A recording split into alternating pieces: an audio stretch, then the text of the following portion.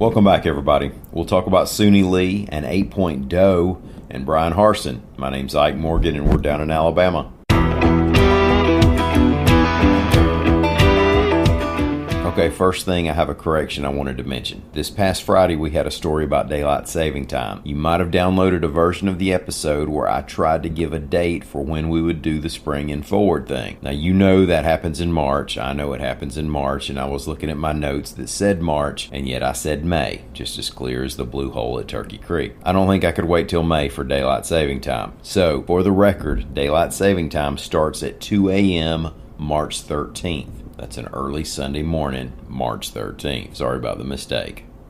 Now, I suppose we'll know more as ratings continue to come in, but judging by opening ceremonies viewership, the Winter Games in Beijing, China may not prove to be the most watched Olympics, at least from the U.S., amid complaints of continuing human rights violations by the Chinese government. Now, whether or not you catch any of NBC's coverage of the Winter Games, here in Alabama we have a Summer Games gold medal winner, now starring on the collegiate level. 2020 Olympics all-around gymnastics gold medalist Suni Lee has returned from Tokyo, finished 5th in a season of Dancing with the Stars, and enrolled at Auburn University. And AL.com's Tom Green reports that Lee has now won 2 straight all-around competitions at meets for the Tigers. Now, all she did at LSU over the weekend was score a perfect 10 on bars for the school's first perfect score since 2004.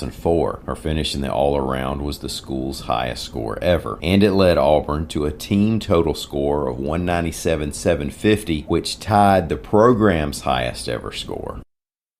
It's not every day that a deer hunter kills an 8-point doe. It does happen, but not so often that it's not the biggest story that'll be told back at camp. AL.com's Lawrence Specker reports that a man killed an 8-point white-tailed deer in Sumter County, Alabama that had only female reproductive organs visible, and this one was particularly rare. Chris Cook is the Alabama Wildlife and Freshwater Fisheries Division's deer program coordinator. He said the deer was what they call a pseudo-hermaphrodite. I'll just read you Cook's quote. "A deer like this with hardened antlers will have testes inside the body cavity. They don't have fully developed male or female organs.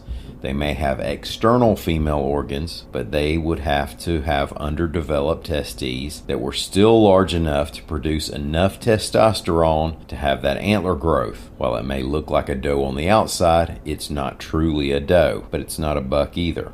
End quote. You see, most of the time when people kill a deer with antlers that turn out to be a doe, it actually is a doe, but will have little antlers, usually still in velvet. The Sumter County 8-point, on the other hand, had a pretty good, healthy-looking rack.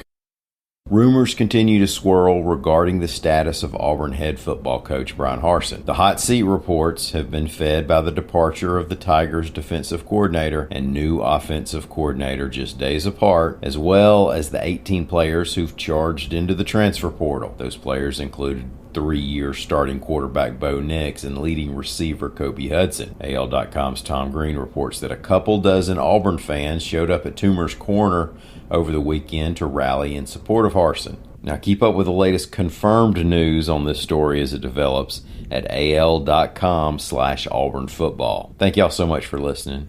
We'll be back here again tomorrow. Until then, stop by and see us on the internet anytime you can at al.com.